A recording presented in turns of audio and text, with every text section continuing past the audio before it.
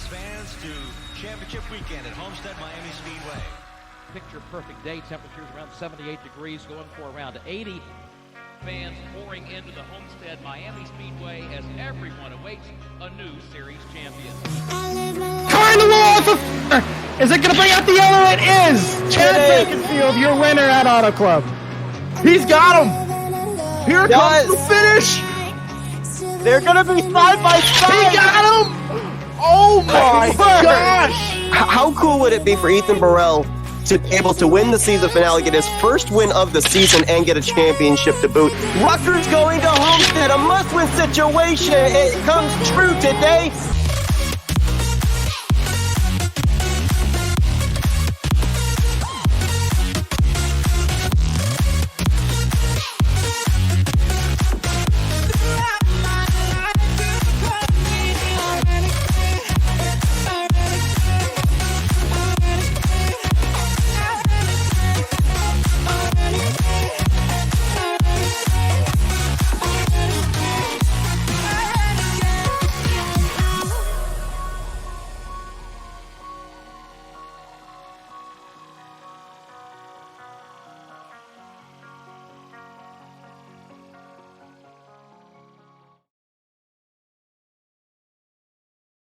In the course of the season, 50 drivers have taken the green flag, all with the hopes of making it to this place and this race in the Final Four with a chance at the championship at Homestead Miami Speedway. Good evening, everybody. Seth Cole, Logan Brakey joins me again this evening. And Logan, I want to go back 2 weeks ago to a quote you made at Iowa. In order to win the championship, you felt one of our Final Four had to win this race. Good evening, Seth. Yes, and I stand true to that quote. I believe it's going to come down to whoever can cross the line first and take that checkered flag this evening is going to be hoisting the trophy this afternoon. It's just going to be one of those races where we could see these guys finishing 1, 2, 3, 4. So win the race, win the championship. 4 drivers and 4 entirely different stories coming into this finale as well. You've got Frankenfield, who had 4 wins this season, one of them happening during the playoffs. David Tooker, 2 wins, but they both came at road courses. How's he going to do here tonight at the Speedway? Andrew Rucker, kind of the Cinderella story. Last-ditch win last week at Atlanta to get his last-minute ticket into the Final Four with a chance at the championship. And Ethan Burrell trying to pull a Matt Crafton from 2019 in the Truck Series, win a championship with no wins on the season. That would be a phenomenal feat if Ethan can pull that off. But as you mentioned too, David Tooker winning only his 2 wins coming on the road courses this season. But he's shown pace all season long, no matter where we went. That's why he got himself into the top Final Four. So don't count any of these 4 drivers out this afternoon. All 4 of them have an equal shot at winning here this afternoon. Of course, we will be keeping our focus on those Final Four because the championship's on the line, but we have our biggest field of the season here in the finale. 29 drivers are scheduled to take the green flag, so there's 25 other guys out there. They're not battling for a championship. They want to go out there and finish out the season with a checkered flag themselves. Yeah, exactly. And for those guys, this is an opportunity, if you've come into this race with kind of a rough season, not the year you were really looking to have, you go into this race with the mentality of, okay, let's go out here, let's race our hardest and end the season off on the right foot and kind of get a jump start on maybe kicking off a better season next season. So this is kind of a look ahead towards next season, and a lot of guys really want to end it on a high note. So expect a lot of aggressive driving from the other 25 drivers that are going to be out there racing against our championship 4. Think that the aggressiveness changes at all if they've got a championship contender in front of them that they're trying to pass or that they're trying to hold off, or does that just go all out the window and they say, I've got my agenda, you've got your agenda, we're just going to have it be that way? I mean, you obviously don't want to ruin a championship contender's title hopes. You don't want to be known as that guy, right? But I don't think that's going to make these guys race them any less harder. I think they're still going to go out there and race them just like they're going to race everybody else for position. But maybe you might see later in the race when they see that these guys are maybe in a position fighting for their championship, in the final few laps, they're going to maybe back off a little bit if a win is not on the table. I think if it's a non-championship contender and a championship contender battling for the win, I think you see that non-championship contender fighting hard for that win. So we'll just have to wait and see. As we look here, cars are starting to grid, and our front row is comprised of non-playoff drivers. Ryan Lutz on the pole, and Chuck Sweeting actually making his debut here in the final race of the season. Both these guys were really fast in practice, so be interesting to see, because, you know, if these guys are out in front, then it just comes down to who's the highest running of our final four, of who's going to take the championship. Yeah, exactly. It becomes a race within the race. So we'll be watching two races here tonight. It'll be obviously the race between the entire 29 car grid, and then obviously the race between our championship four. So yeah, you're absolutely right. If the overall win is out of the cards for these guys, it's going to be whoever finishes highest among those four. So that's always an interesting factor to that could play in as well. As of right now, as we look here at our starting grid, only 2 of our final 4 are inside the top 10 for the starting grid. Ethan Burrell rolling off 3rd, Frankenfield rolling off 7th. Tooker's going to roll off from the 11th position, and Andrew Rucker quite a ways back there as well. I mean, do you think that for those guys, with the fact they didn't have that good of a qualifying effort, that they should be worried? Or do you see, with what we saw in practice, the ability to work your way through the field?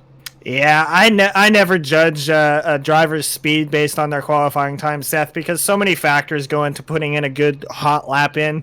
The tires not coming in all the way, the tires being cold still on the second lap, just not settling in and finding a groove.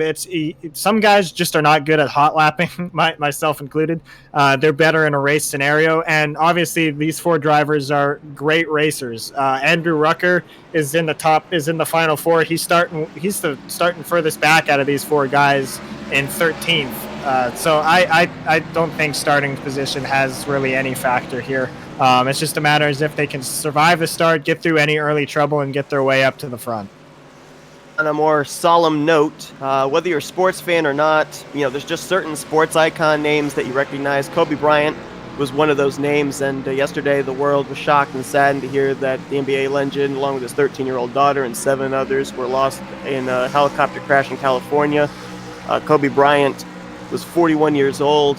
He spent his entire career with the Los Angeles Lakers, donning 2 jerseys. He donned the number 8 from 1996 to 2006, and then moved to the number 24 from 2007 till his retirement in 2016. And in light of this, both Elite Racing League and Flatout Racing Network will be holding silent laps on both lap 8 and 24 to honor the life of this basketball icon. There are a couple of drivers in the field as well, donning the purple and black in honor of Kobe Bryant. But it's time to crown a champion. We're green at Homestead.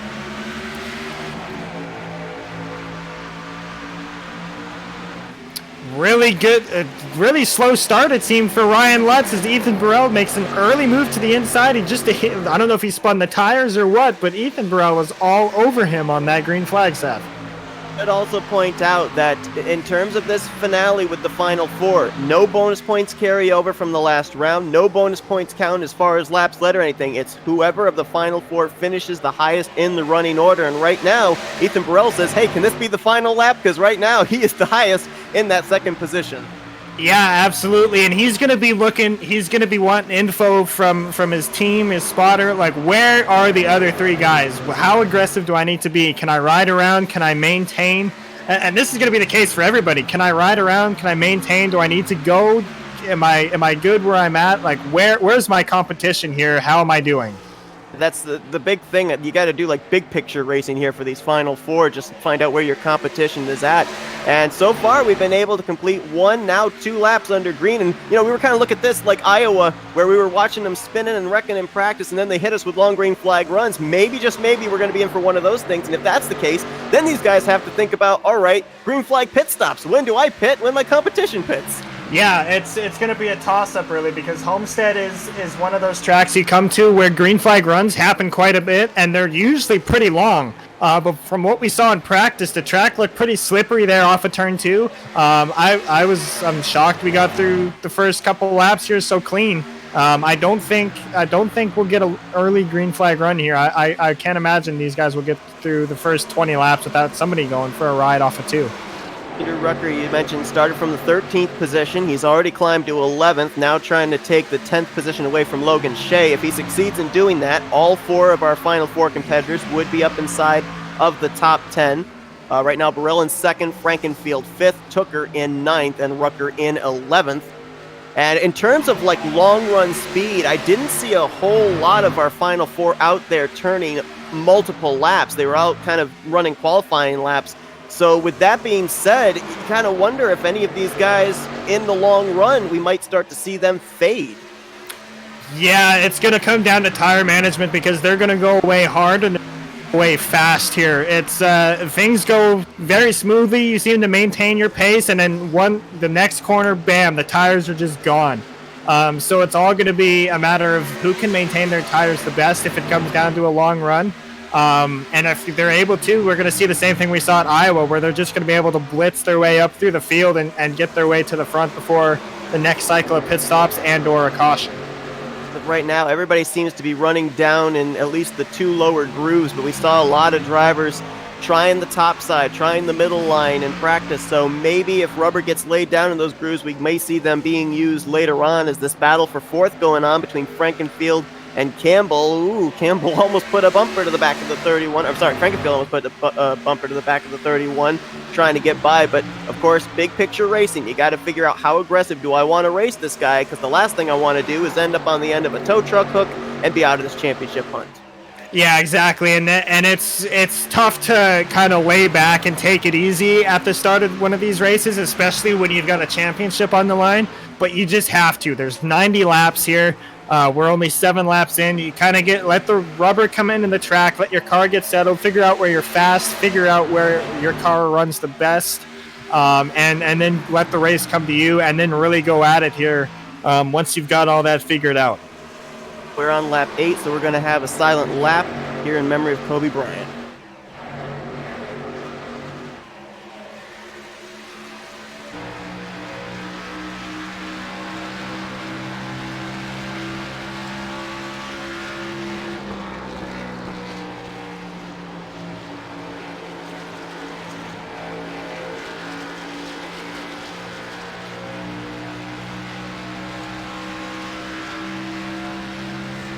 And one of the drivers who just went on board there with Joshua L. Adams.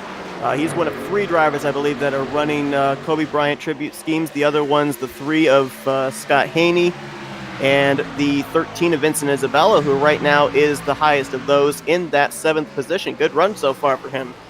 Yeah, and it's so touching, Seth, to see, these drivers showing their love and support for such a not just an NBA legend, but you said it at the top of the show, just an all-around sports legend. His name was known throughout, everywhere you look throughout the world.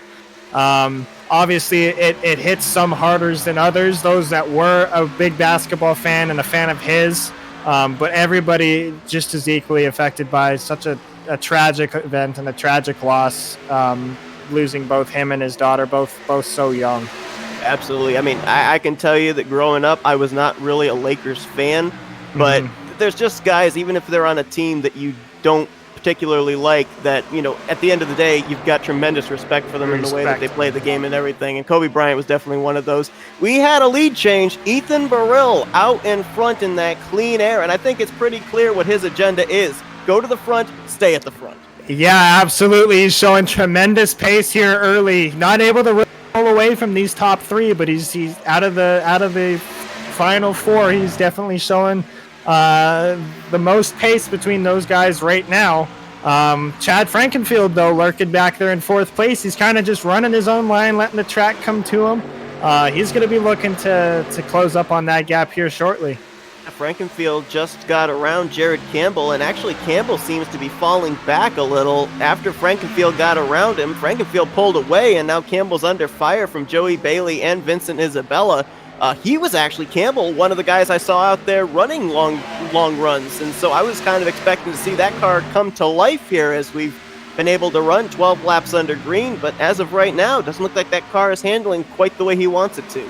Yeah, and this is kind of the point in time, Seth, where you start to see the effectiveness of who's really burnt up their tires and who's kind of backed off at the start and taken it easy. This is about the point in the race, or in the run rather, where that starts to come into effect. So maybe that could be an issue with the 31, as you mentioned.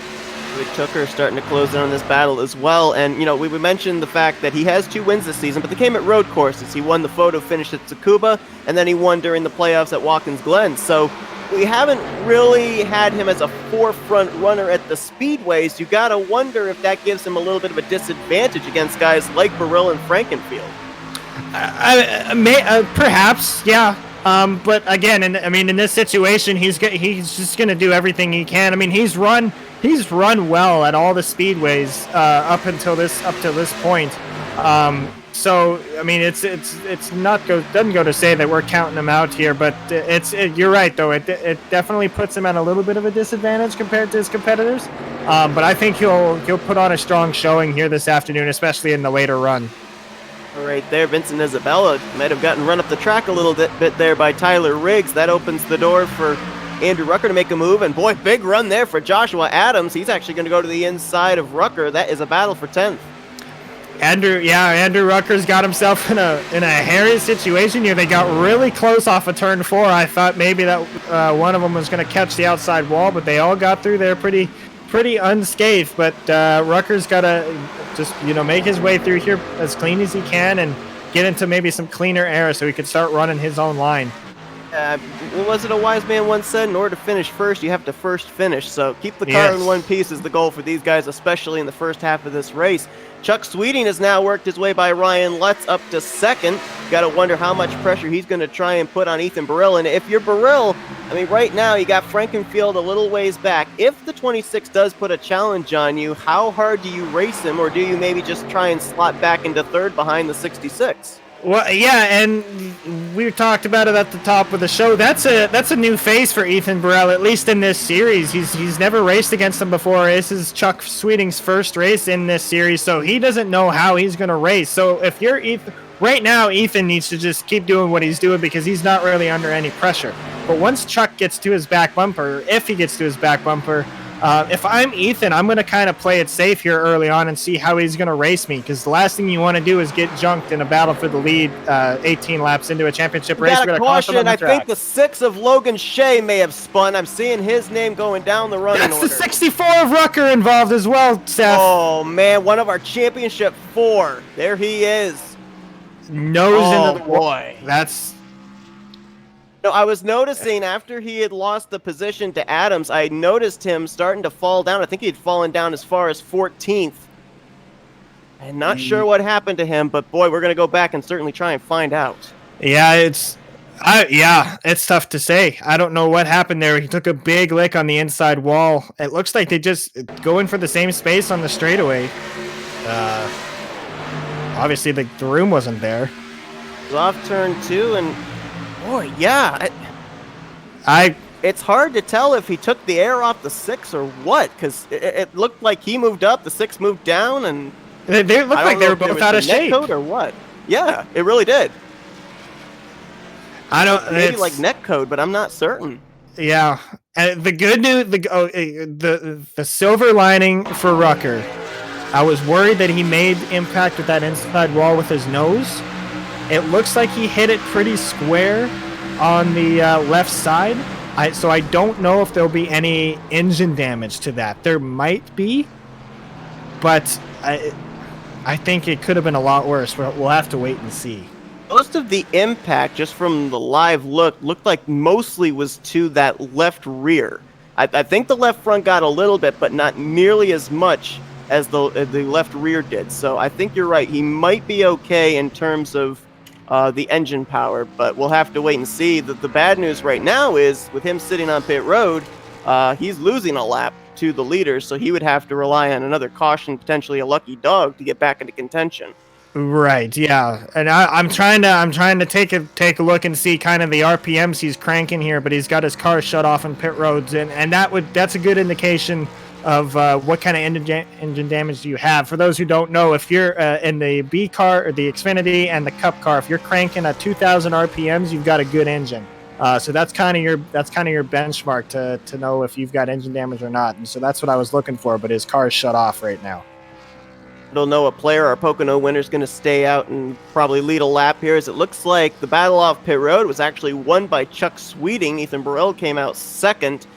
And, it'd be such a tough break for Andrew Rucker after the elation of making his way into the Final Four with a last-minute win last week at Atlanta to be involved here in a wreck in the first 20 laps at Homestead. So obviously we'll keep tabs on him, but certainly not the way he wanted to start out this season finale. I'm looking right now, Seth, and I don't see him in the car right now. So I'm thinking that's some pretty severe damage he's repairing. It doesn't look like he's planning on getting back in the car anytime soon. So it looks like it's going to be an unfortunate end to his championship hopes. Wow, what a tough break there for Rucker. So if that is the case, we are down to 3 left to battle for this championship. Ethan Burrell, Chad Frankenfield, and David Tooker, who right now look like they will be restarting in order in 2nd, 5th, and 8th for this restart. Chuck Sweeting, he was kind of reeling Ethan Burrell in, but he wasn't exactly able to pass him. So it'll be interesting to see on this restart, with the fact that 26 gets to determine when they go green, if Ethan Burrell can hang with him or if he'll just be content to slide into 2nd place now. Yeah, and I mean, after seeing what happened to Andrew, I went into their heads like, okay, that's one of us down, so anything can happen to any of us here, boys. So maybe these guys might back off a little bit and take it easy. It'll be interesting to see how they play, if they play it safe or if they continue to just race the way they were racing once we go back to green. Be so difficult too for both Ethan Burrell and David Tooker, because they're both teammates, so you'd think they'd want to work with each other. The only problem is they're both competitors as well, battling for a championship. So, right. any teammate work that could happen here, it's out the window because they both are going for the same prize. Yeah, we saw the same thing in real life with the Cup Series. There were 3 Joe Gibbs cars in the championship finale, or in championship 4, and there was no working together there. All of them were going for the championship, and I got to assume that that's the same situation here.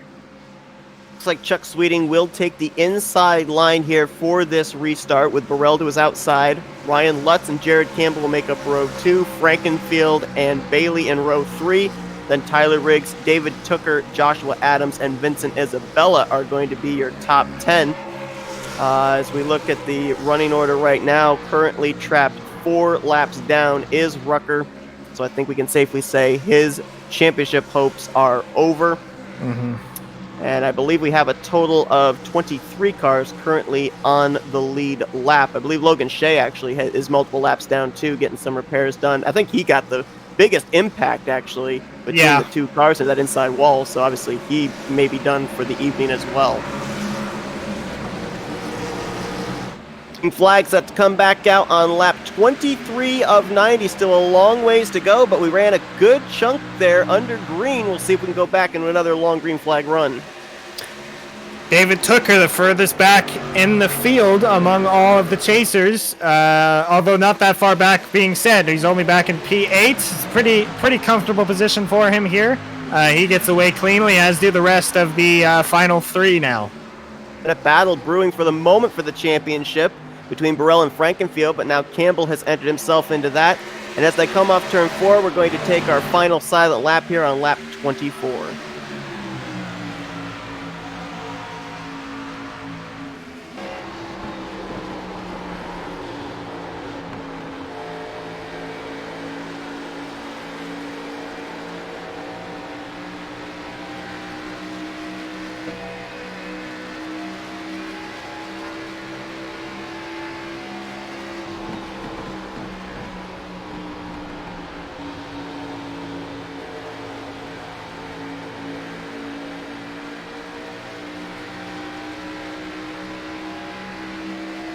Well, as of right now, the battle for the championship, it's on. Burrell and Frankenfield are within the same vicinity of each other. Burrell's going to get around Sweeting as Lutz got around Sweeting for the lead, but Frankenfield is closing. Yes, he's looking mighty tasty at that 37. Looking to try and close in and steal that second spot from him, but first he's got to get around Chuck Sweeting in the number 16, 26. I see there. It looks like he's actually going to jump up there to that second groove. We saw in practice a lot of drivers kind of driving it high off of turn 4, trying to get that good straightaway speed. Looks like Frankenfield, at least up at the front, is one of the first to do that here under race conditions. Yeah, and I'm seeing it a little bit back in the pack too. Guys are trying to run a little higher up to try and maybe work in a higher groove. I'm curious to see if that's going to come in later, because a lot of guys would much rather prefer run that higher line to get themselves a run off of turn 4, as you said. But right now it looks to be a one-lane track on the bottom. Well, in 2 races during the playoffs, we gave the nickname to Ryan Lutz, Spoiler. He won at Martinsville during the playoffs as well as Iowa a couple of weeks ago. Those were 2 tracks, though, where there were heavy braking zones. Not nearly as heavy braking zones here at Homestead, but could play Spoiler for the 3rd time in this playoffs. And looking back in the pack, David Tooker really struggling to find the short run speed in his car. It seems he's only moved up a spot since that restart up to 7th. He has got around Joshua Adams in the 88. Slowly but surely closing in on Joey Bailey and Gerald Campbell for 6th and 5th here. We'll keep an eye and see how he makes his way to the front. Right now in the 7th position, he can see Frankenfield and Burrell as they hit the straightaway, but as of right now, he's got to get that car just a little bit better if he's going to be able to go up there and battle with the championship competitors. Ethan Burrell in a fight right now with Chuck Sweeting, and that's actually going to open up the door down low for Frankenfield to get into this mix. Oh, it's mighty tight up there in the top 4. Real racy here in the early going. Chuck Sweeting kind of pushed up the track a little bit. I thought he was going to door the 37, as now he looks like he might clear Burrell for 2nd place off turn 2. It's now side by side for the championship. As they run right now, Burrell is your championship leader, but that could change in a matter of 2 corners as Frankenfield looks to the inside, making it work. Burrell's going to get that run off of 4. What do you think? Outside line using up more tires perhaps, or do you think both lanes are pretty equal in terms of tire wear? I think it's the inside, Seth. Because you have to drive the car more on the bottom to keep it off the guy on the inside. The outside, you're able to maintain a pretty smooth line, and the car's not sliding around down there like it is on the bottom. This track does have progressive banking, so it is a little slicker down there. So I definitely think running the bottom is going to hurt your tires more. Right now they're running about a lane up, but you can see that really kind of that clear patch kind of right down there next to the white line. That's where guys are trying to avoid running, and that rubbered in line is about a half lane up from that. A driver we should keep an eye on, Mr. Mile and a Half this season, Tate Lytle. He's back here in a pretty good cluster with Joshua Adams, David Tooker. He's been able to work his way now up into the top 10, currently battling for the 8th position with the 88, and he's been really good on the mile and a half. Had a win, I believe it was at, I want to say, Michigan? It's either Michigan or Kansas. I think it was Michigan. Oh my goodness. Yep. He'd almost pushed Joshua Adams through turn 2 there. That was close. It got very tight off of turn 4, yeah. You got to wonder, with Tate Lytle, I mean, he is a teammate to Chad Frankenfield. If it comes down between those two, I mean, you think it'd be like Frankenfield would be saying, okay, you can take the win as long as I finish 2nd behind you and take this championship. Yeah, I mean, you can expect them to work together for sure, especially if it means one of them is going to win the championship, the other one's going to win the race. I mean, pick your battles, right? Who's going to be like... You let the guy through that's not in championship contention so he can grab the checkered flag as long as it's not going to cost you a championship. So, yeah, absolutely. Ed Frankenfield has gotten around Ethan Burrell to the 3rd position, so we'll see now if Burrell's going to be content to just keep the 15 within striking distance, or will he mount a charge to take 3rd place back. Meanwhile, checking out, Ryan Lutz has opened up almost a 2nd gap between himself and the 26 of Chuck Sweeting. He's on a mission. That Trump train is rolling, man, here early on. But are we really surprised? Ryan Lutz always seems to show some speed on these mile and a half. So, or in this case, 2 miles. Mile and a half. But looking back in the pack, that battle between Joey Bailey and Jared Campbell has come to an end. That now means David Tooker is able to fight with Campbell for the 6th spot here. As he's also trying to hold off Tate Lytle in the 56 back there in 8th. That's got to be so difficult because we've seen so many different grooves used here. So you take one line to pass a car in front of you. Meanwhile, another car behind you is taking a different line to pass you. So you can't play offense and defense at the same time. Yeah, and we see a perfect example of that off of 4 as Tate Lytle moved to the outside of David Tooker. He might lose a spot here because he tried to make that move to the inside off of 4, and that's exactly what's going to happen. He might lose 2. His car pushed up there off the corner, and with you having to lift, that loses all of your momentum down the straightaway. That's why you saw the 56 able to edge ahead, and he will clear for the position. Now Adams jumps up to the top side on the 19. Yeah, it's just so hard to settle your car in on that bottom line and really make any forward progress. It's definitely just a one-lane track right now. It'd be really interesting to see, and obviously, I also hope that top line comes in so we can see a lot more side-by-side battling with both cars having an equal chance. But right now, it's definitely just a one-lane track. That top side's coming in a little bit. Tate Lytle's certainly making it work. He just got around Jared Campbell for 6th, and he's picked up about 3 or 4 spots using that second groove. Yeah, he is motoring. He sees the number 55 of Joshua Bailey holding up his 5th place, so he's going to go and steal that. And then next will be Burrell. He's going to try and break up this championship party. I'm pretty sure we talked about this back at Iowa. If you think about Ryan Lutz, he ended up getting wrecked while leading back at Daytona. That was the last opportunity for a driver to win their way into the playoffs. If you think about if he had actually made his way into the playoffs, he had a win at Martinsville. That would have moved him into the round of 9. He had a win at Iowa. That would have gotten him into the Final 4, and here he is leading at Homestead. Just imagine if he had won at Daytona. Oh, I mean, and it just goes... we touched on this at Iowa. Well, we touched on a lot of things at Iowa. I don't think you talked about much at Atlanta, did you? We talked about some stuff.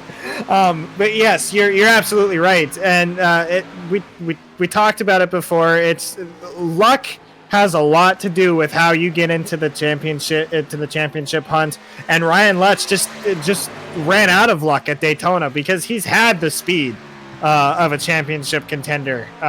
He's had more speed most of the weeks than a lot of our championship 3 drivers have. So it's just a really unfortunate situation for him because he's obviously showing off the pace that he would have had here in this postseason.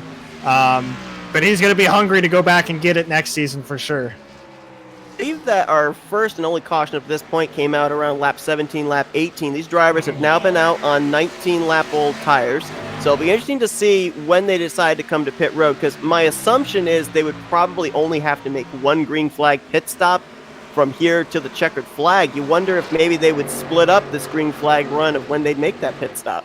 Yeah, and to that point, I mean, you look at the guys that are top 5, mainly Chad Frankenfield and Ethan Burrell. You know, they're pretty spread out. They're nose to tail right now, but because they're so spread out, they're able to manage their tires a little better. You know, they don't have to push hard to keep the guys behind them because there's that big gap.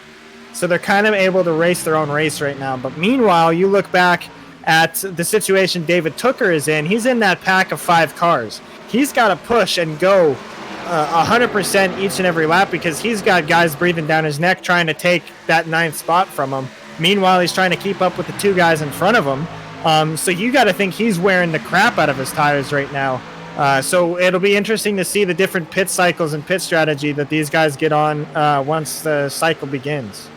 You know, I kind of find it interesting, too, because we saw when he was having cars to his outside and he was having to run the inside line, the car pushed up.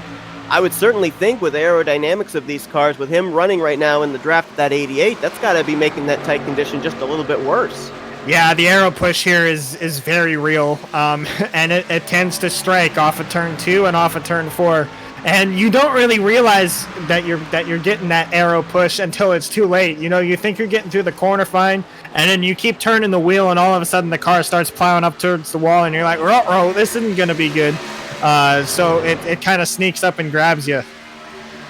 Behind Tooker, you got Tyler Riggs, who at the early portion of the season was looking like he was certainly going to be heading here to Homestead in the Final 4, but a bit of a rough patch during the round of 9, and right behind him you got Justin Bond Sr., who has been running at quite a number of the mile and a halves. He's just outside of the top 10 in the 11th position.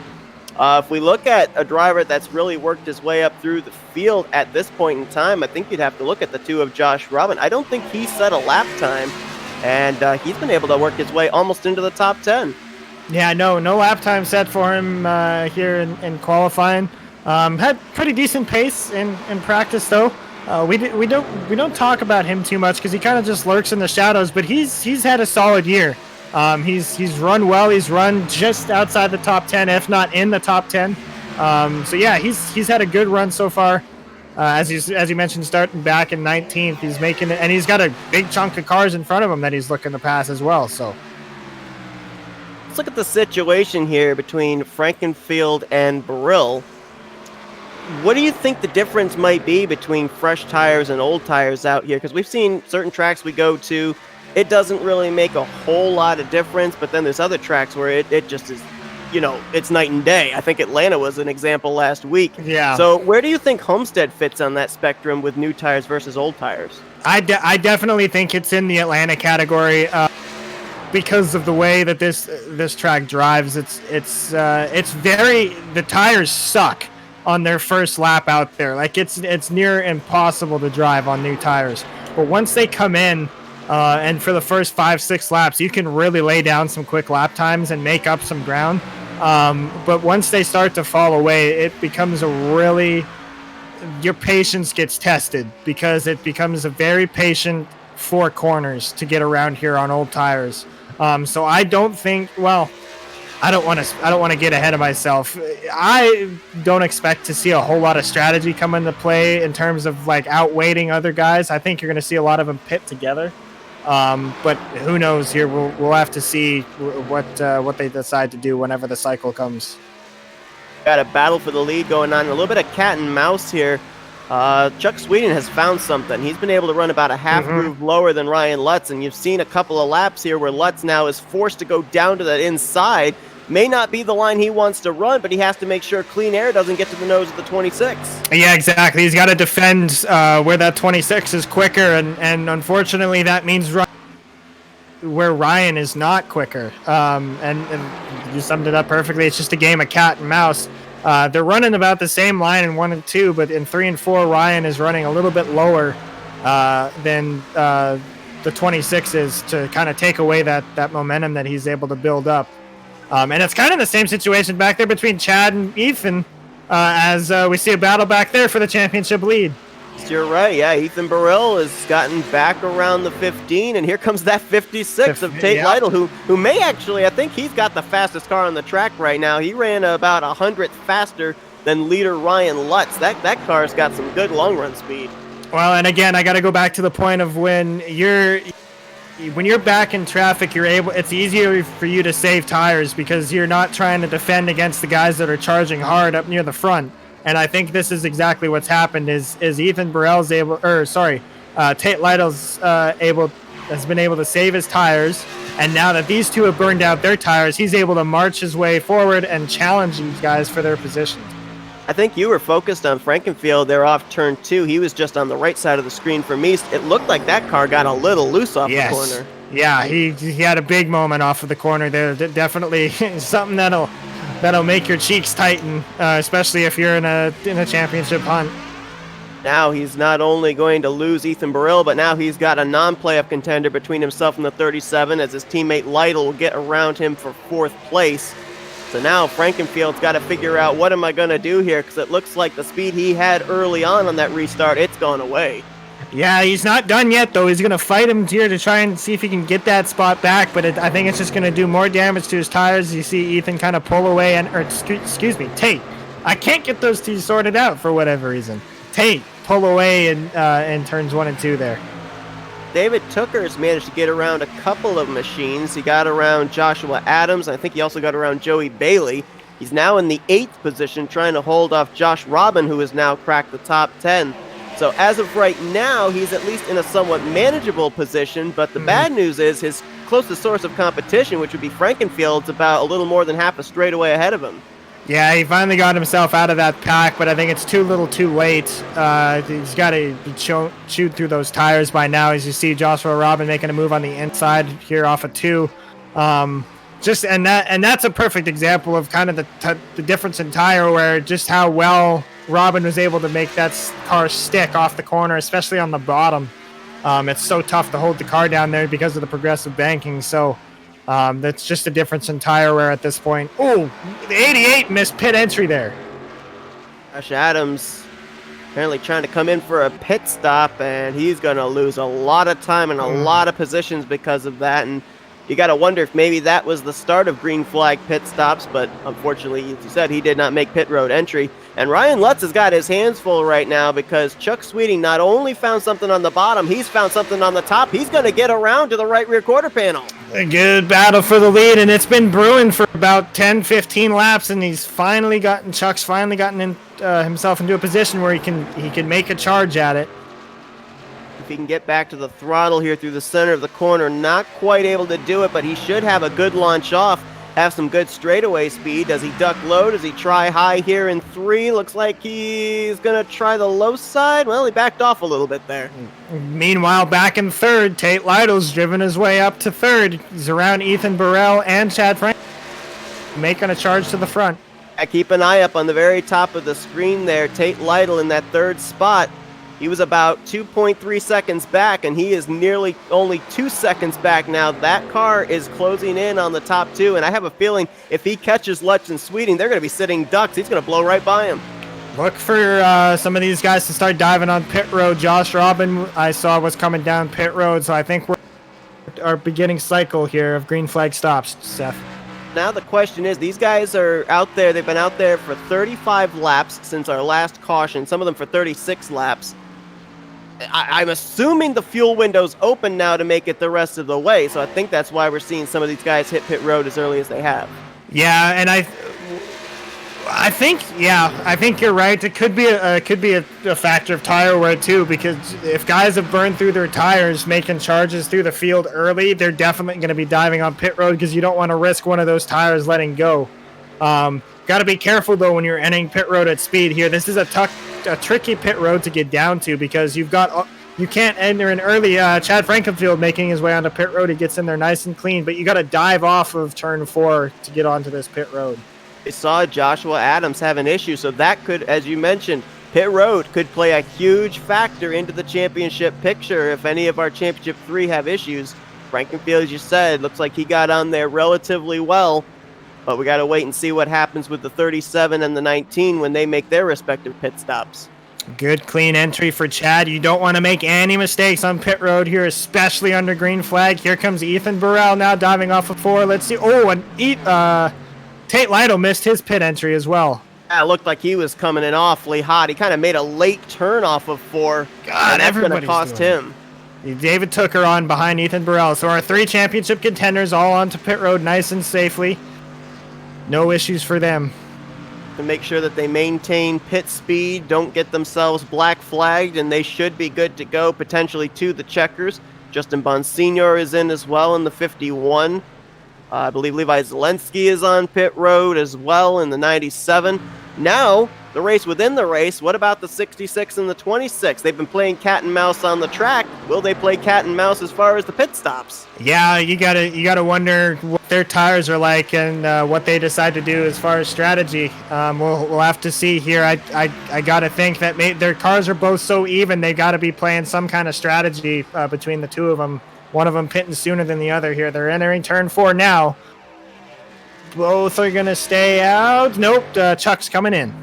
26 is just about clobbered the pit wall there. Did he slow down in time? I mean, that car was slideways. Yeah, that's the question. I believe it's 50 miles an hour, the pit road speed here. Yeah. I think you're right. Yeah, so it's looks like he got it slowed down just in time, but that was quite a moment he had entering the pits. To update a couple of other drivers that have hit pit road include Jared Rexing, Joey Bailey, and Joshua Clark. I think we have 11 drivers yet to hit pit road, and here comes the leader. Taking a look to see where a clean pit entry here for Ryan Lutz. That was nice and clean. Not going to cost him any time. Going to try and take a look and see where our championship contenders cycle out in this cycle. We'll have to wait a couple laps before it cycles all the way through. Jared Campbell is going to stay out and lead a lap here. Tyler Riggs, Matthew Weeks also stayed out along with Dustin Dewar, Ethan Riesener, and Alex Balvance.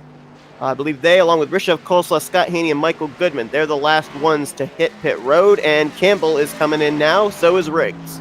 Now, I'm trying to remember, Seth, how many guys we saw come on to pit road during that first caution, because that could determine how late some of these guys stay out. It looks like I think everybody either decided to stay out or come in. I didn't pay attention. I was watching the replay of the wreck. On the first caution, everybody came to pit road. Okay. Only one driver stayed out, and that was Kendall Noah Player, but then he pitted on the next lap. So everybody, the entire field, pitted on that first caution. So we're all on the same pit cycle, the fuel cycle, and so everybody should be cycling through. Guys are getting their laps back, so we'll be able to tell here which of our chasers is going to cycle out to the lead here. We definitely know they'll be good to go on fuel the rest of the way, because Matthew Weeks, who's leading the way right now, is about to complete his 43rd lap, and we've got 29 laps to go. So now it's just down to who's got the car for the end of this race between our championship competitors. Right now, Chad Frankenfield seems to have cycled out quite he's got about 5-6 seconds on Ethan Burrell. No, not quite. Maybe 2 seconds on Ethan Burrell, and then let's see, David Tooker, is about a half straightaway behind him. So that's where they run right now. They wadded up behind the 11 of Matthew Weeks. Oh, and there we go! And they might come back up the track. Oh, he keeps it in the grass. That changes everything as far as the green flag pit stops. That brings Frankenfield, Burrell, and Tooker all right back to each other. Yes, and now do you give up the track position, come in, top up on fuel and tires, or do you stay out and keep the track position that you worked so hard to get during that green flag run? I mean, if you pit, depending on how many other drivers come to pit road, you're giving up a lot of track position. There are 19 cars, even after the cycle of green flag pit stops, that are still on the lead lap. The lucky dog, I believe, would be Joshua Clark. So that'd be 20 cars back on the lead lap. I don't know.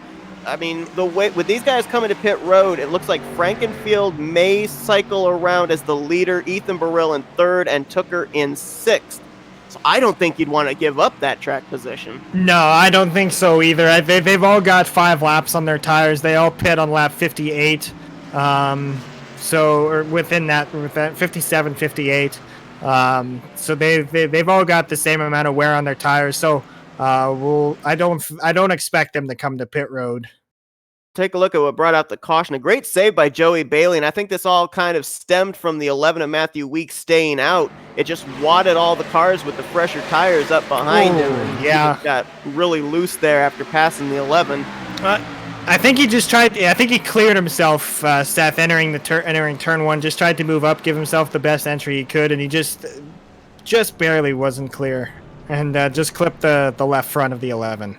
He had Tyler Riggs to his inside, and the tough break for Bailey is, I believe, at that point in time, after spinning out, when the caution came out, the 11 had repassed him, so he would be actually still trapped a lap down. So that's the unfortunate thing for the 55.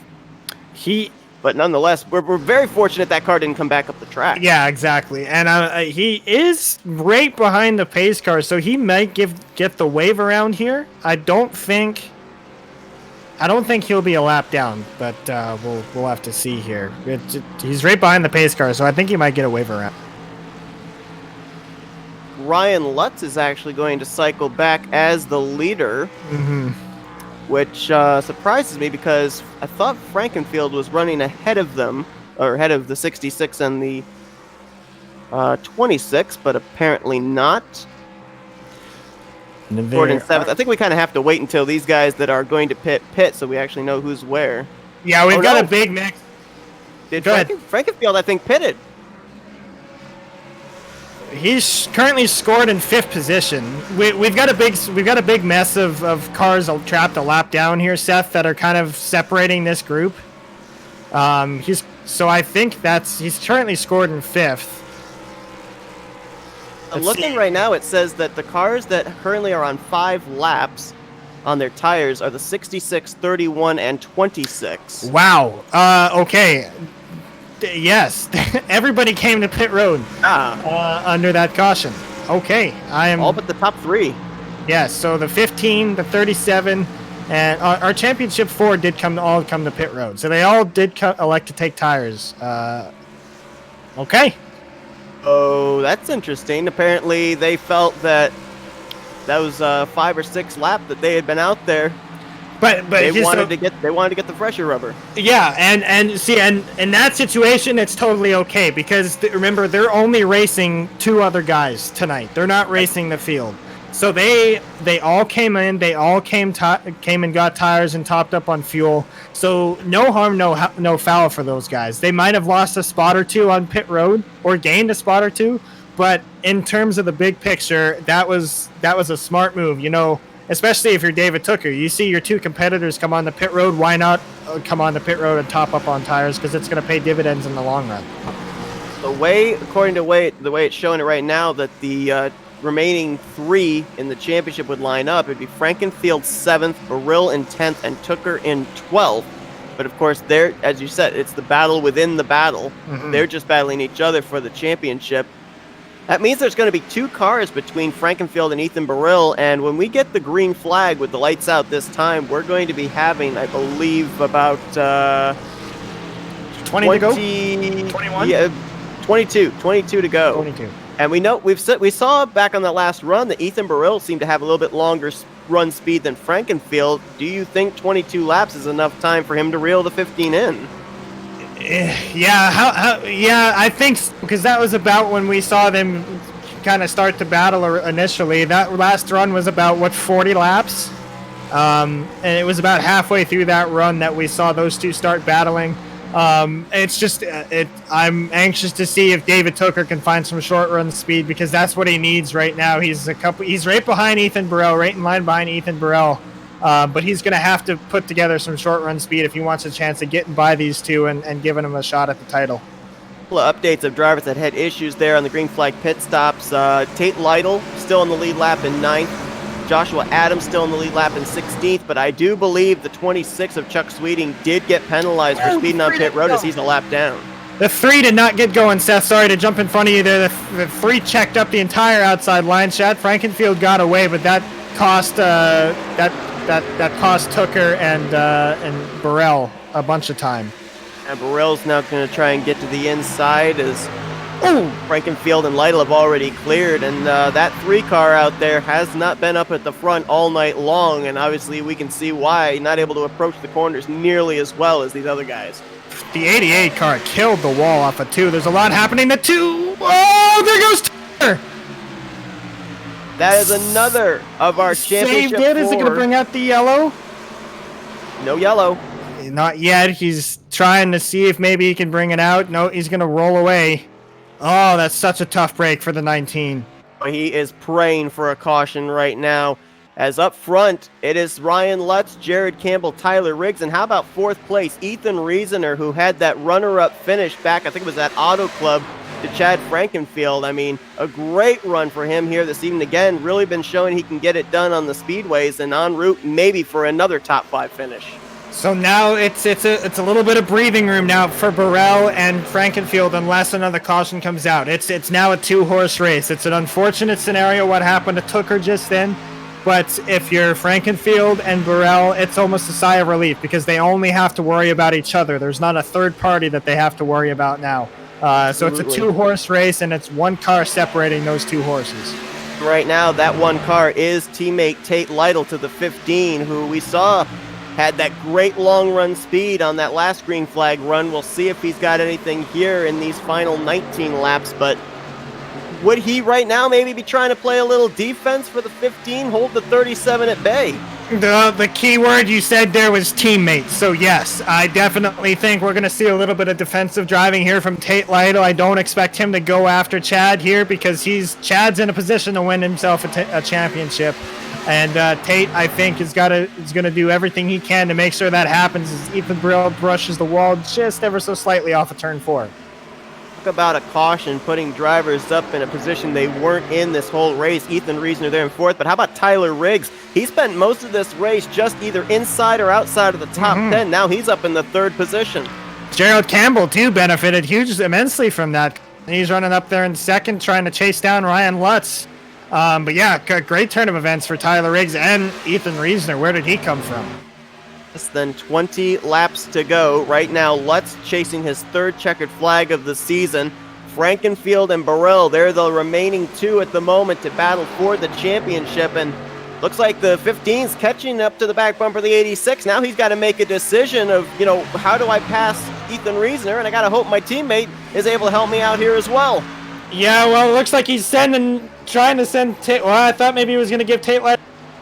Yeah, he's going to try and make the outside work off of 4 on the 86. He's going to get a run.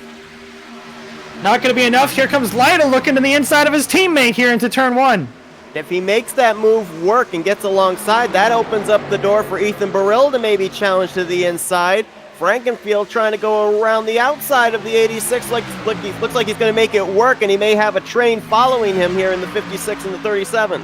That move did the exact opposite to Ethan Burrell. It blocked and shut his door because he was going to try and, like you said, make a train and go around the outside of the 86. But Tate Lytle shut the door on that window of opportunity for Ethan. Interesting battle there between Frankenfield and Ethan Reisner, because those were the two that finished 1-2 3 weeks ago at Auto Club, with Frankenfield winning and Reisner getting his best finish of the season in second. Ooh, Tate Lytle disappearing for a brief moment there behind the 15. But now he's going to kind of push the 15 up front. Oh, now he makes a move. This is interesting. Very interesting as well, but he might think that he's faster than Chad, and he sees that that Ethan is trying to get around the 86, and maybe this is his window to go if that's indeed the case. Now he's going to fall in line behind him and maybe play a little defense here. It's interesting he's driving on the bottom as well, because when we saw him charging up towards the front, he was using that top side. Now I guess he's kind of taking away Ethan Burrell's line. Ethan Burrell's been using the inside line all day, so I think that might be why the 56 is running low. He might be trying to, kind of slide up in front of the 37 off the corner and kind of cut off his run, because Ethan's running up top, trying to gain as much ground as he can off the corner.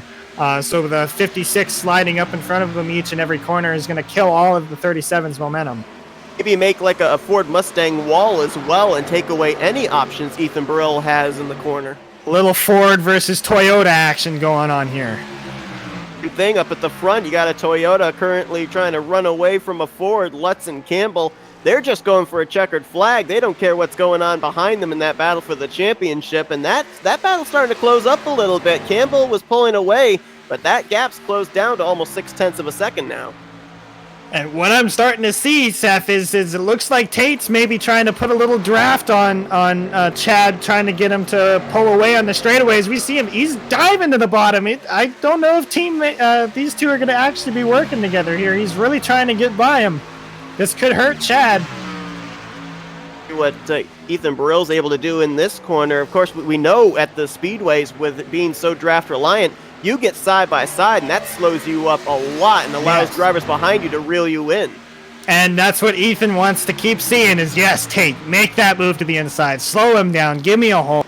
Give me a chance to go after this championship. And now Ethan is right there. As soon as he gets to the outside of Tate, it is all over. Whoa, really close off of 2. A huge run for Tate. Here comes Ethan to the outside. They're in the wall. Oh my goodness, the 37's up in the air and barrel rolling down the back straightaway. Huge hit for Chad on the inside wall. What in the world? Oh my goodness. And that just plays into the hands of Tooker. David Tooker. Oh my goodness. I don't know what to say. No words. Let's just go back and look at the replay. Let the replay tell the story. Goodness. Oh my goodness. 2 of the championship 4 battling for what I think at the time was the 4th position, and it ends like this. I gotta think that's Ethan's championship's done. You can't roll a car at Homestead and still expect to have pace. It's all going to depend on how hard the 15 clobbered that inside wall. This could be a freebie for the 19, Seth. It's hard to tell. It almost kind of looks very similar to what we had happen earlier when I think it was the 88. Or was it the 88? Somebody on the back straightaway made contact with another car, and it was almost as if kind of a little bit of air got taken off the car. I think that maybe when Tate Lytle jumped to the outside of Frankenfield, that kind of sucked the 15 around, and when he was trying to save it, the end result was him up into the 37. Yeah, I mean, Burrell was just trying to take advantage of a massive run he had, and power to him. I don't think Burrell is in the wrong at all there because he saw a window and he had a huge run. That's a champion. That's the championship right there that he's trying to make a pass for. And so it's really unfortunate that that's the way things played out. But I mean, this is just a racing deal, I think.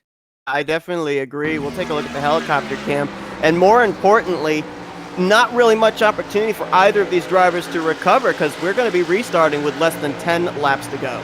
Okay, so I'm going to take a look here. Chad is a little bit down on power, Seth, so he does have a little bit of engine from that knock to the inside wall. He's still on pit road trying to fix that damage. The biggest thing here is do not go a lap down. Ethan Burrell is done. I have to think he's done. His car is off. He's still in the car, but his car is you can't flip a car and be fine. That's just not the way it works. So I think Chad's just going to get his damage fixed, and he's going to go out there and run laps. To the point that you made earlier, when Tooker spun, he didn't hit anything. So that car is still all in one piece and still up to speed. Right, and he is currently... I mean, he's just got to finish the race at this point. It's just all going to depend on if Chad goes a lap down here or not. If he stays on the lead lap, he's still in contention. Has he rolled away here yet? Yes, oh my! And Ethan Burrell is still running as well. I mean, let's not forget too. 4 drivers came into this race battling for the championship. All 4 have had some kind of an incident today. Yes. We still have a restart, so it's not over. Tooker could still get taken out in a late wreck here as well. So Frankenfield and Ethan Burrell, as long as the car is still able to run, I think you have to go out there and keep your car in there just in case. Yeah, for sure. But I mean, if David needs to just play this as cautious as he can. Both cars are down on power. They're not up to speed. So they're going to be restarting behind him. So David needs to just let the cars by that he needs to let by, and just keep those 2 behind him, which should be, it's a very doable task for him because, like I said, they're both down on power. They're not going to have the speed that they've had earlier in the run. So the ball is in David's court right now. This is interesting, too, because everybody came to pit road with the exception of our top 2, Ethan Reasoner and Vincent Isabella. They're trying to roll the dice. The biggest loser on pit road, Ryan Lutz, was leading when that caution came out. He lost spots to Campbell, Adams, and Clark. He's restarting back in 6th, so he's got quite a task ahead of him. The car that's dominated this race now mired back in traffic. Yeah, he's been good on fresh tires, Seth. He's been good on the short run, so I have no doubt he'll be able to way up there. But no offense to the rest of the field, I am 100% focused on what this 19 car, on how he plays it on this restart. The 15 is not far behind him. He's restarting in 19th, and the 19 will be restarting in 16th, Seth. So Ethan Burrell in 21st as well, all still on the lead lap. Yes, correct. All still on the lead lap, but you see that nose missing on Burrell. That's obvious. Some aero damage. The engine is not up to top performance. Buckle up. This is going to be a wild final 6 laps. Yes, it is. No doubt about that. You've got drivers up front on 19-lap-old tires. Everyone behind them might get wadded up. We may not be done with cautions, and it's going to be with 6 laps to go in the season finale. It started out crazy. Andrew Rucker caught up in an early wreck out of the race. David Tooker ended up spinning. He ended up losing a lot of track position, but got a very lucky caution when the other 2 championship competitors just brought out our latest caution with Frankenfield and Burrell. Here we go. Reasoner gets away here with 5 laps to go. A good restart for David Tooker. Nice and easy. He's pulling away from Chad and Ethan. He's got himself a nice gap. He's just got to ride where he's at. And keep that car in one piece. Yep, just avoid any wreck that takes place. Up front, Ethan Reasoner got a good jump. He's been able to open up about a 2/10, maybe almost 3/10 gap back to Jared Campbell, and he's pulling away. Reasoner may have pulled off a heist here. Yeah, a massive restart for Ethan. He is continuing, as you said, to motor away from that field. Caution's out on the racetrack again. And this one, I believe, is going to come out for potentially the... It was Ethan. Ethan Reasoner lost. Oh, he and Chad got into it off of turn 4. Oh, I gotta wonder if that was some bad blood, Seth. Ethan Burrell. Even more damage on the 37, and yeah, I kind of wonder, because, you know, we looked at it from our multiple camera points, and it looked kind of like a racing deal due to aerodynamics, but when you're in the cockpit, you don't have all of that, all those camera angles, and you're left to kind of make your own decision on what happened. I think we might have a little insight on how Ethan Burrell felt about the situation. Well, it looked like it was Chad Frankenfield who drove into the rear corner panel of him off of turn 4 there, just showing his displeasure. It's unfortunate that that's what it's come to, but this is what this kind of championship racing does to you, especially when you're so close and you have it taken away from you. That 37, though, he's got damage not only on the front but also on the back, and it looked like just before Frankenfield got to him, like the 37's back end stepped out. Yeah, he does look a little loose, so I could be jumping to conclusions here saying that that's maybe a little retaliation. But yeah, you're right. They're looking at it again. The 37 did get a little bit loose. It's just unfortunate it was those two once again. We know that at these type of tracks, especially with the issues we saw in practice with drivers sliding into the corner, when you've got damage on that back end, when you've got no spoiler, it just makes it even more loose going into the corner. Yeah, and going in the mid. I mean, you're loose everywhere. You're loose down the straightaway when you've got that rear end damage, especially on the left side. It just takes all the air. It makes the air do all kinds of funky stuff whenever it's flowing over your car, and the car just does not like that. Oh, if my calculations are correct, we should be having a green-white checkered here. And remember, we only have one green-white checkered now at our disposal. We saw Reasoner have a heck of a restart against Jared Campbell, and again, he's going to get to time this restart, so I'm really shocked that he was able to gap himself as well as he did when there's 17 laps difference between his tires and Campbell's tires. Yeah, I mean, he took off like a rocket, and he's going to have to do the same thing again, and, you know, he stayed out there for 3 laps. That's all he's going to have to do on this restart, too. Get yourself a good restart. And just motor away for the last 2 laps, and he's going to be looking at the checkered flag. Ethan Reasoner is the highest running in the standings that is a non-playoff driver. So he's had really consistent runs this season, either inside or just outside of the top 10. We mentioned his best finish of the season at Auto Club, but he would love to end out the year with a W. And going back to the David Tooker situation, he has worked his way now up to 15th place. He is, I believe, about 7 spots away from his nearest competitor in Frankenfield. So right now, things looking very good as that 19's chasing the championship. Yeah, and on this restart, it's just he's not going to have a lot of traffic behind him. Give yourself a little bit of a gap from the car in front and eyes forward, because it's going to get racy up at the front, and just keep yourself out of trouble. And this is as good as his.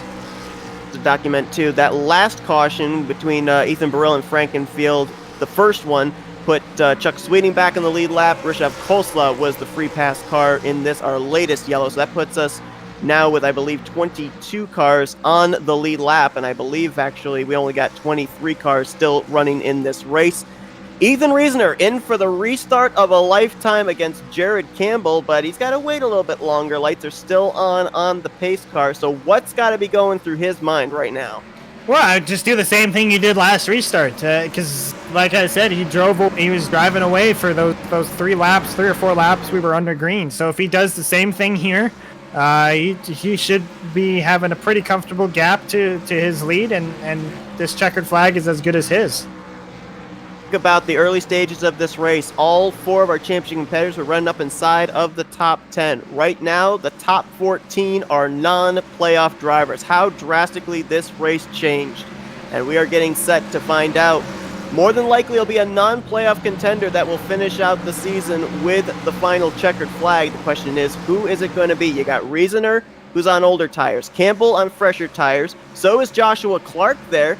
In the 28, he's on fresh tires, and also Vincent Isabella on the same pit strategy as the 86. So, I don't know. Do you look maybe further back at someone like Ryan Lutz starting 3rd on that outside line to maybe be able to fight his way up here in 2 laps? I'm looking at the 28 because he kind of came out of nowhere. Joshua Clark, he's definitely liking his odds here. He's kind of been mid-pack, and now all of a sudden he's sitting in third on a green-white checkered. You can bet he's going to be as aggressive as he can to try and win this race. Lights are out atop the pace car. The final 2 laps of the season ready to be run. They have to make it back to the white in order for us to go to the checkers. If the caution comes out at any point during this green-white checkered, the race is over. Green flag's out. Reasoner is on it.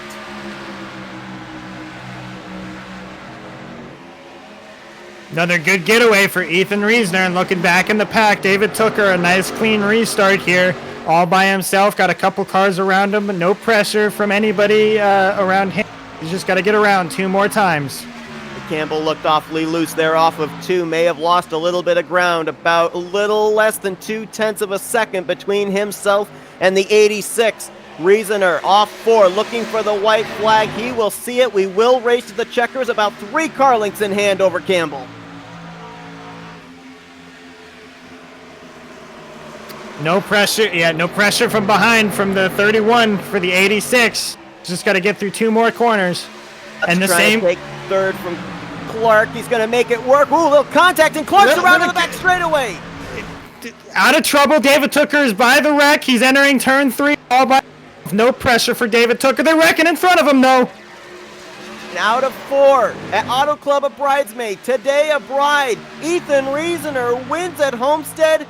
Tooker is going to make it to the line. He wins the championship, finishing in the 14th position. What a dramatic change of events. A great win for Ethan Reasoner, 6, coming out of nowhere at the end.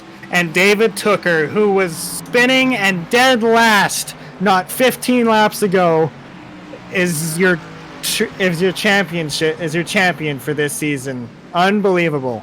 Absolutely incredible. When you look at the numbers at the speedways, I would say Tooker would probably have been 4th in that line. Yes. And boy, the underdog, I think you could safely say the speedway underdog takes the championship here today. Circumstances worked out in his favor aside from that spin, but boy, it was a long road to get to this point. And you love the show of sportsmanship from Ethan Burrell and Chad. Giving him a tap on the back bumper there. It was great to see him. The dual burnouts at the start-finish line for the race winner and the championship winner. Then Reasoner burning it down with his first win of the season. David Tooker burning it down, the winner of the championship. Both Tooker and Burrell, their team came into this race with a 50% chance of taking and hoisting the championship trophy. They cashed in on it today. It's just, I'm smiling from ear to ear, Seth. This is just such a great story. Such a great final race to have unfold here this afternoon. It sucks to see that all of our contenders ran into some trouble under caution, but it's so great to see it work out for David Tooker, who was by far the underdog of the championship coming into this race. Talk about a flair for the dramatic. David Tooker was involved in the closest finish of the season with Chad Frankenfield back at Tsukuba, and definitely a lot of drama here tonight at Homestead, and the final curtain comes down on the 19 Toyota Supra. He blew it up. That's the way it's got to be. That's okay. His crew will be more than happy to push that car to the championship. Yeah, absolutely. You got to burn it down till that puppy lets go, and that's exactly what he did. Great to see.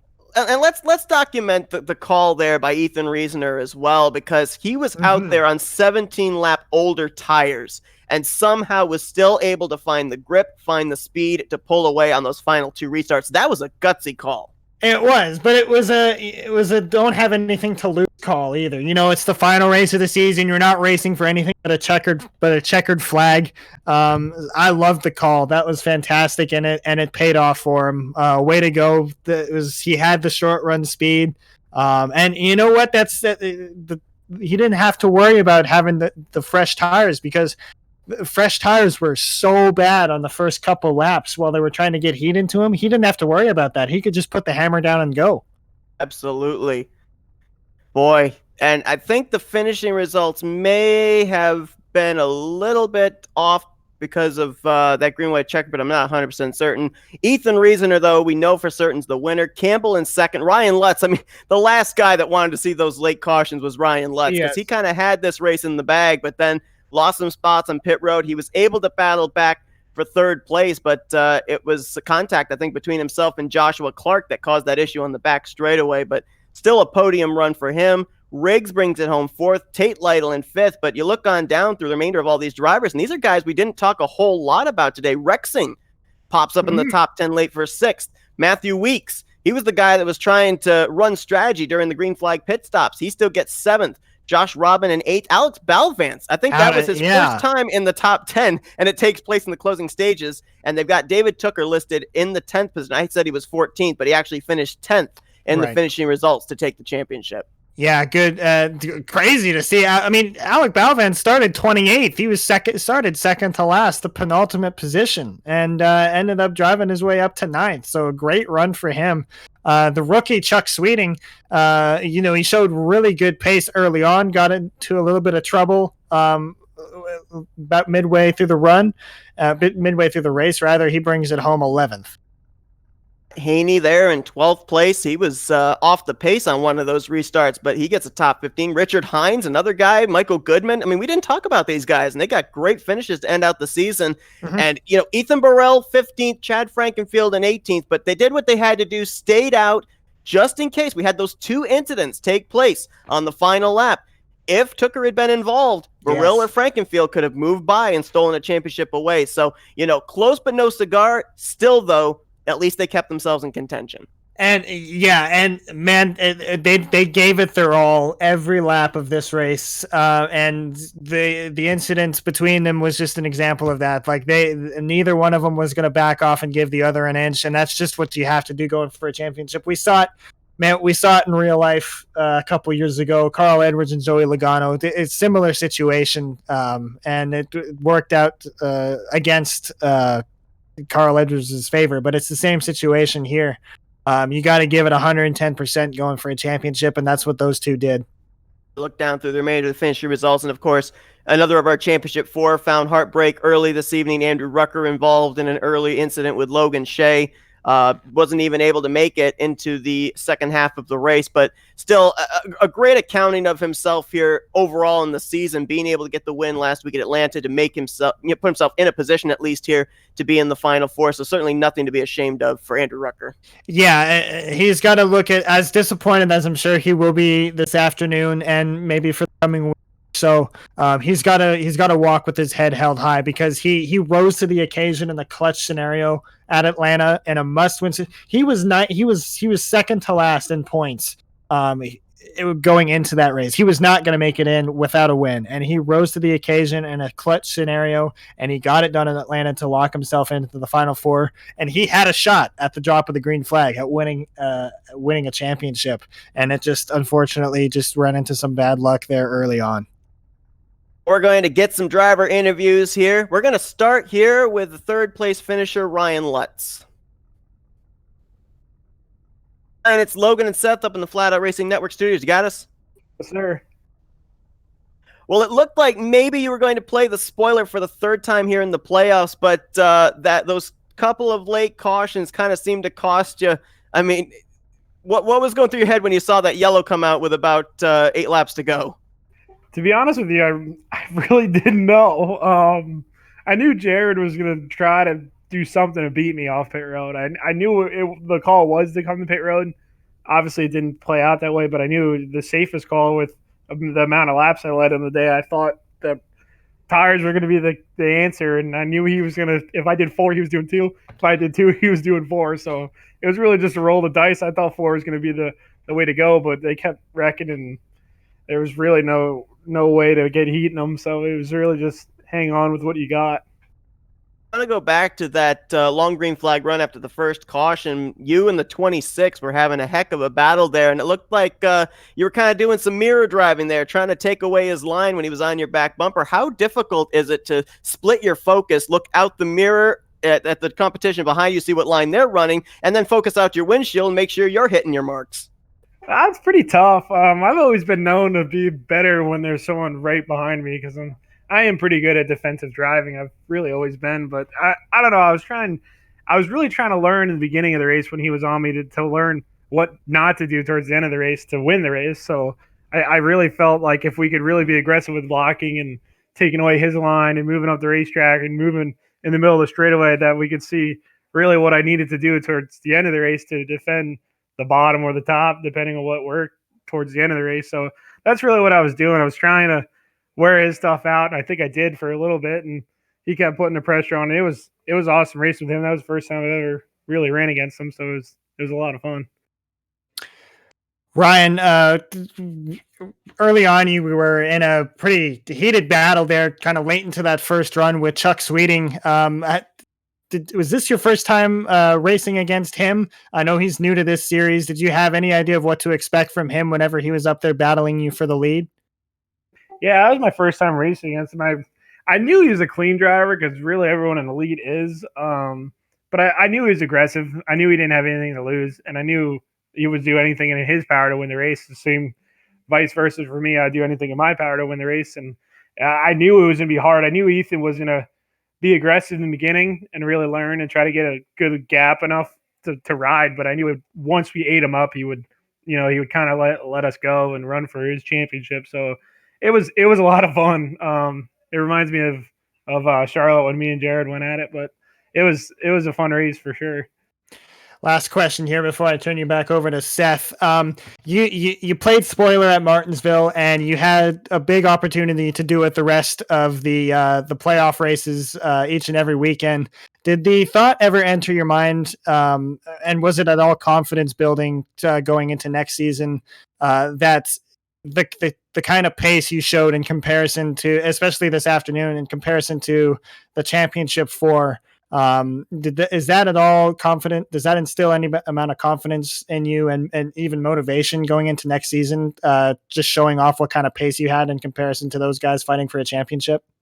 Oh, absolutely. I think that meant everything to me. I mean, I didn't have to run tonight. I didn't have to run last week. Really focused on next year, but I wanted to go out there and show that we're the top dogs in this league. And I think since the middle part of the season, if we didn't have bad luck, we would have won a lot more races. Even last week, I thought we had a shot at until we self-rolled on pit road. I mean, every week we've been right there, even in the Cup Series when we ran the Cup Series, even in the modifieds, like in Martinsville last week, we led the most laps and I wrecked myself towards the end. But next year, I need to clean up the finishing races. If we finish the races how we run, they won't even be able to touch us. But it's just racing, just like tonight. We had the best car tonight, I thought. And, we got bit up by pit strategy, and that's what we need to clean up next year. And I think we'll have a good shot at the Xfinity Championship and the Cup Championship. Last question for you here, Ryan. You mentioned about if it came down between you and the 26 for the win, you were going to race him really aggressively. Well, let's change the scenario and put, Tooker or Frankenfield or Burrill or Rucker in the spot where the 26 was. It comes down between you and one of the final four for the win. Does that change how aggressively you race, or is there no difference? To me, there's no difference. I was going to try to win either way. I mean, I wasn't going to ruin their race. I probably would have gave and take a lot more if it was those four. But I knew it was fair game with me in the 26. I mean, we were going to run all over each other till the end of the race, but he had that unfortunate pit stop or whatever happened to him that took him out of contention, which I was actually kind of upset to see because it would have been an awesome race between us. A great podium finish to end off the year for you. We're going to turn the microphone over to you and let you do some shout outs here. I just got to thank Bright Light Motorsports, just everyone over there, and hopefully next year we have a good year. And Natural Designs, Chad. I know he didn't have a good night tonight, but he was really my saving grace this year. He really gave me a chance on me after everything that happened. So I got to thank him for that. And just really everyone, I mean, Seth, Logan, everyone at Flycaster. I mean, it's been an awesome league to be in, and I can't wait for next year. A third place run to end out the season, 2 wins on the year. Definitely a great year for you, and look forward to seeing what you bring to the table next season in the MegaDriver86 series. Thank you, sir. All right, let's bring in the race winner, Ethan Reasoner. Ethan, Logan, and Seth up here in the Flatout Racing Network studios. You got us? Well, Apparently, I don't know. He might be AFK for the moment, or he might be talking with. Oh, he's back. Let's see if we got him here. Ethan, Logan, and Seth up in the Flatout Racing Network studios. You guys. Yes, I do. Oh, we talked to you back at Auto Club, and we said, hey, maybe we'll talk to you as a race winner later on. We're talking to you as a race winner. How about that call there, staying out on 17-lap older tires? You were able to hold them off. Gutsy call there, and it paid off. Congrats, man. Thank you. I'm really glad it worked out as well. There's something about these tires, this tire model. You can get away with a short run on scuffs. And I feel like it's because the stickers are so slippery at first. I set sail on that second to last restart. I figured that I was probably going to be able to hang on, but I really felt good about that green-white checkered. Getting everybody reset again, giving me a chance to take off on a restart. I got clear, never looked back, and I'm so thankful I actually ended up winning the very last race in this series under my Twitter handle sponsorship, MegaDriver86. It is so cool, and I'm really, really glad it worked out tonight. Definitely did. I mean, we saw you back at Auto Club. It was looking like you were going to be a contender there against Frankenfield, but you had that caution come out there before you guys took the white flag. You mentioned that you had the confidence there with that green-white checkered, but when the caution came out before the green-white checkered, what was going through your mind then? Before the green-white checkered, tonight, I felt very confident that if I could just avoid wheel spin, get through the gears, get into turn one, and set sail, that I would be okay. That's kind of the way that I work. It's kind of the way that I operate. I need to get settled in. It usually takes a long run for me to do that. But I stayed focused. I didn't overdrive. I didn't try to be like Kyle Busch, Superman, and just try to take off and get a 1-second lead. I just maintained, and it was good enough. If it had been a 10-lap run, if it had been a 15-lap run, I would have been in trouble. But that's all I needed. 2 solid laps, 4 sets of corners, just sit down, shut up, and hold on. And that's what worked for me. Ethan, you mentioned the difference between sticker tires and kind of worn in rubber, and on how big of a difference there was, especially if you were out there on brand new tires. Those early laps, they were really quite terrible. But you had about 17 laps on your tires there whenever you made the call to stay out and go to the lead. Were you at all nervous that maybe that was too many laps you had on your tires in comparison to everybody else? No, it really wasn't, because I was already being really careful and conservative on my tires to begin with. That entire race, I'd worked it really not over putting too much wheel input in. I was really gentle on the tires. Even when the championship 4 guys passed me, I was taking it really easy, hugging the bottom, not grinding my tires, low wheel input angle, letting off, letting it roll.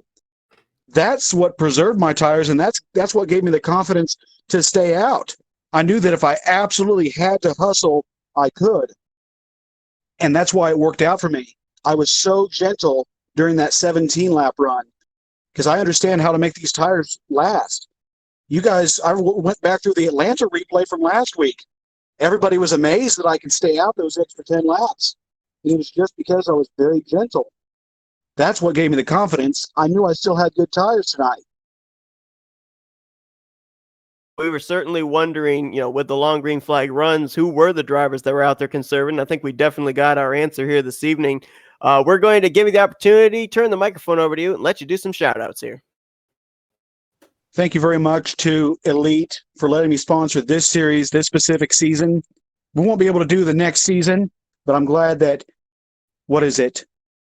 It is Scott Haney's sponsorship connected to that brewery, Home Place Beer Company. They're going to do an awesome job with this next season on the sponsorship side. We're going to be working together with Speed 51 for the 2 full-bodied stock car series and the modifieds. The modified finale is tomorrow night. The championship's already been settled for that. This tonight is going to give me just a little bit of a boost of confidence to get ready for Wednesday.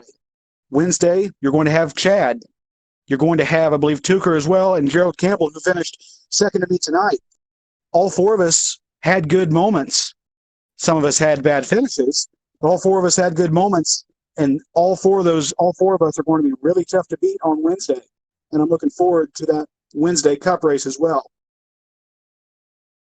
Oh, definitely big congratulations to you winning the season finale. And I know that you just barely missed out on making it into the playoffs, but I think that this would probably give you some good confidence heading into the next season of this Xfinity Series as well to possibly make the playoffs there. Congrats on your win here tonight at Homestead, Ethan.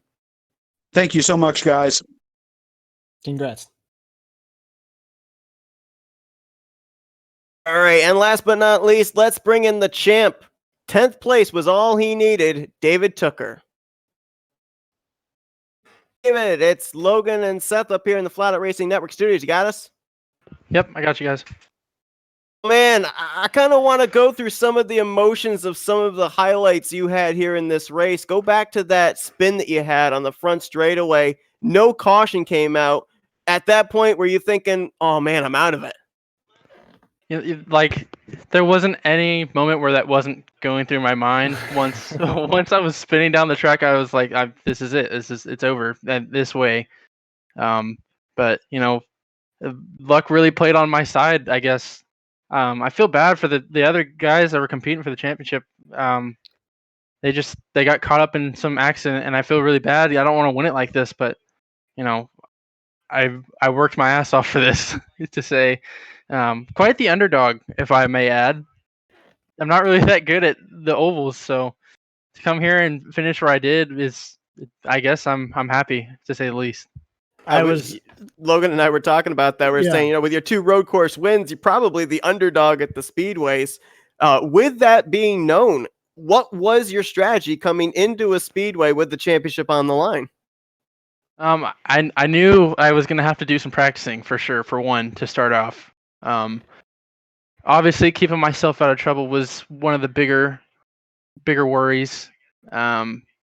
Just trying to keep the car under me, because with this setup and this tire at this track, we were fighting the car then pretty much the entire race. So I knew if I could keep it clean and keep myself up front, which I feel like I did a pretty good job at, running just outside the top 10 and barely inside the top 10, but I couldn't ask for anything more, really. If there's one thing I've learned, that's I gotta ask the questions before Seth, because he takes all the good questions. David, when the late caution came out involving your championship contenders Ethan Burrell and Chad Frankenfield, and you cycled out ahead of them, and on those final 2 restarts, what was going through your mind as to what you needed to do? We felt it was pretty obvious, is just play it safe and keep your eyes forward in case anything else happened in front of you. But what was going through your mind is what you needed to do to lock up this championship?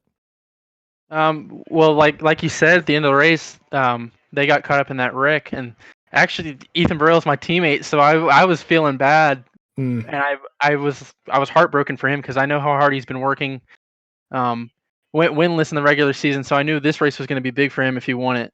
And unfortunately, it didn't work out that way. But it's like even though they crashed, I didn't have that going through my mind at that point in time. I was just like, I still got to beat them. I don't care what happened. My goal is to beat them still. Right. So, it didn't cross my mind at any point where I was like, I have this in the bag no matter what. I was always going to have to end up fighting for it. I mean, Logan and I, we were talking during the broadcast, in order to even win the championship, you got to keep the car in one piece. And even despite your spin, you managed to not hit the wall. You kept the car in one piece, and you were the only one of the championship 4 that kept the car with no damage on it. So, in order to win a championship, you got to have the car run full speed. And you definitely did that. We're going to turn the microphone over to you and let you do some shout outs here after your championship. Just really the whole elite organization. These guys put in all the work behind the scenes to give us a platform to perform on, and I'm lucky to be a part of it. And also, I know it's not much of a healing, but just this whole Pro Edge team. I feel awful. I feel heartbroken for Ethan, because I know how much he wanted to win this race. I knew it meant a lot to him, but if it wasn't going to be him, he wanted to see me win it. So I'm glad I can put that on for him. And also my other teammates, Josh Clark and Matthew Weeks. Those guys were guiding me through that last wreck on the backstretch and just keeping it in my mind that I just had to get through clean. So I want to give a huge shout out to those guys. Well, teammate spotters, there you go, helping you in a championship. But congratulations, David, a well-deserved championship, and we understand as well you're in the hunt for the championship and the Cup Series on Wednesday night, so wish you luck with that also. Thank you, guys. Congrats, David. Good luck. Well, I mean, we talked about it in the closing stages. We had all 4 championship competitors up there inside the top 10 and how drastically this race changed. You had Rucker getting involved in a wreck. You had Tooker spinning. Of course, the contact in the wreck with Frankenfield and Ethan Burrell. I don't think we expected this much of a little bit of a who is it going to be when we got down to the closing stages of the race. No, I mean, you never want to see that much drama happening to the championship 4 in that sort of scenario. But the fact that that's how it turned out, honestly, it made it all the more exciting. If I could say so myself. It was a fantastic race. I loved how this season wrapped up, and I cannot wait for this to start up again next season. Get back up here in the booth with you and start commentating for a full season. Absolutely. As a matter of fact, why don't we real quickly bring in the league owner and get his thoughts on this entire season, Chad Frankenfield. Chad, it's Logan and Seth up here in the Flatout Racing Network studios. You got us?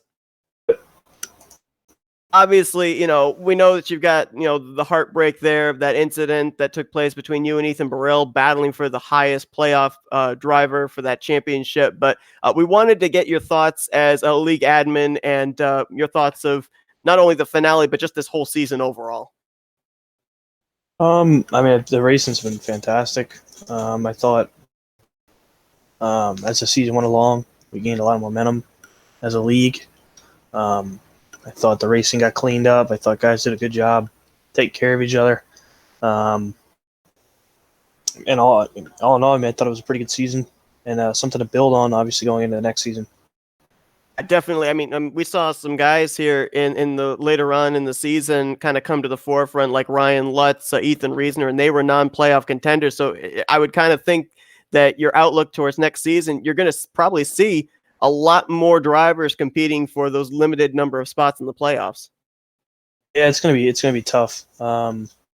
Next season the rules get tightened up a little bit as far as winning in is concerned. So guys aren't gonna be able to just win a race and show up for 6 of them and make the playoffs. It's gonna be a lot more difficult. It's kind of why I wanted to win this season, because it's not gonna get any easier. Yeah, I mean, it is what it is. I mean, as far as tonight's concerned, me and Ethan are, we're hard drivers. We run each other real hard, and sometimes it just doesn't turn out the way you want it to. To look at, I mean, it was just either way, it was just not a good thing for either of us, and it's unfortunate because I think season deserved the battle for me and him to go down to the end. So it's definitely tough, that's for sure. Definitely can understand that, but just want to thank you for not only hosting this league, but also giving us the opportunity to be able to broadcast it and everything. I mean, there have been some unbelievable races during the course of the season, from this finale to, fuel strategy races to that photo finish back at Tsukuba between yourself and Tooker. I mean, there have been a lot of moments, a lot of great highlights, and definitely looking forward to seeing what's going to be on the horizon for the next season of the series. Yeah, I mean, to be honest, that's really what we provide as a league. Our racing is really fantastic. And obviously with you guys, it's really just the beginning. We're really just beginning to hit our stride as a league. I think there's a lot of big things that'll be coming out in the next few days regarding some of these things, and I think it'd be good. But again, I'm kind of a little selfish right now because it's tough to think of any of that right now because I really want to win the championship. So, I'm a driver first, especially, but either way, I think it was a good season, and just looking forward to the next one. Definitely understand the feeling you've got right now, but we understand that you're in the Final Four for the Cup Series on Wednesday, so hopefully your luck's a little bit better then. I feel good. I feel really good about the next season. I think we got a good car, Wednesday night, and that'll definitely help tonight if we can pull that one through. Definitely. Well, thank you, Chad, once again for talking to us, and thanks for the opportunity of letting us broadcast your races this season. It's been a blast. Yeah, thanks, Chad. Sir? Yep, no problem. All right, so the curtain comes down on the season finale here for the MegaDriver86 series. Logan, what a ride. Oh my God. Yeah, and it was, like I said, I can't wait to get going on starting next season. Just because the select few races that I got to broadcast this season, I had so much fun in. I apologize for the times I might have blown out the viewers' eardrums out of excitement. I know I get kind of loud whenever it gets a little action packed. But that's just the kind of racing that these races have provided, and I'm so excited for the next season to kick off and to be in the booth for the full season. Absolutely. I mean, a lot of these races that, we watched practice sessions, we're thinking, ooh, this may be a caution fest. And then they come out and turn out great races like they did at Iowa, like they did last week at Atlanta, here tonight at Homestead. I agree with Chad. I think it's just only going to get better. So I'm with you, Logan. I cannot wait until next season. Hope you guys enjoyed not only tonight's finale, but also this season as well on the Flatout Racing Network. We can't wait to bring you the next season of this series. Of course, as Ethan Reasoner pointed out, it's going to have a new name, so I'm probably going to mess up the name of the series in the first couple of broadcasts. Always seems to happen to me. But nonetheless, congratulations to Ethan Reasoner on winning tonight's race, David Tooker on winning tonight's championship. Logan, you got any closing thoughts here? No, I mean, you pretty much wrapped it up. Just looking forward to next season and enjoy the off season and be ready for an even more exciting second season.